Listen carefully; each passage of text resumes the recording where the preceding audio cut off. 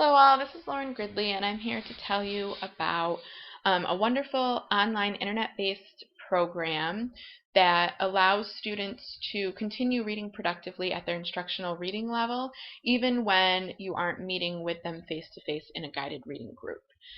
We know as teachers that one of the biggest struggles in reading instruction is getting as much face-to-face time as possible when we have so many different student needs, so many different reading levels in our rooms.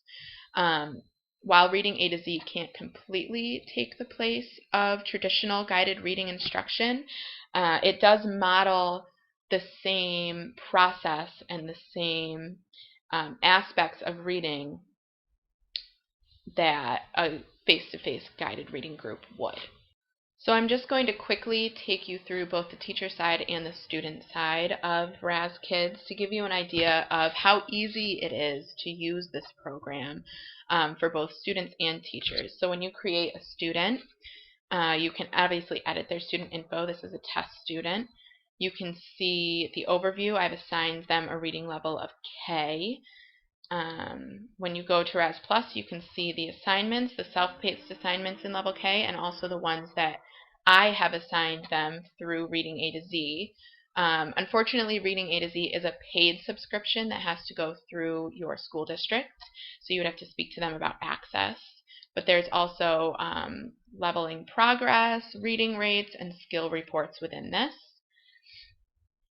So if I go into Reading A to Z, I can click on any of the books that they have provided and I can assign digital resources. I can choose which activities I want my students to complete, and then I can choose the student and assign. And it really is that simple.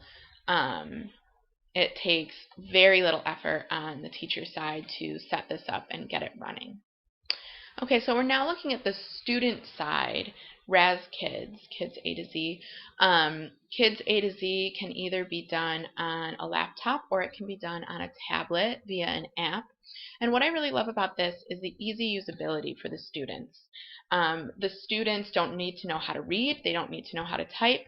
All they need is basic mouse skills. So the ability to come over, if I say, test student, you are the green square. They can click on the green square, and then when they get to their password, you can set up a traditional password of words and numbers, or you can pick a picture. So I picked a boat for this student.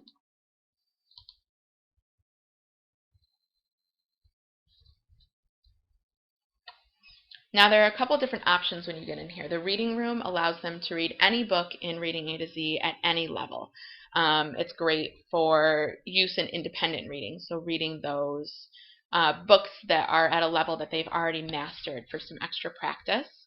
There's also Level Up, which allows them to read any book at their instructional level. And once they have read a certain amount of these books, judging from the bar here, as you can see right now, they've read none. They will move up to the next level automatically. And that's based on research that says you should be exposed to a certain number of books at a level before you're able to move on to the next instructional level. And then the part that I really like is in my assignment.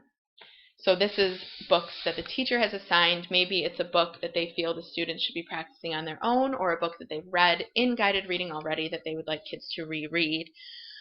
Students have the capability, if the teacher so chooses, to listen to the book, which really helps with fluency goals. It allows a model of fluency similar to that a teacher could give.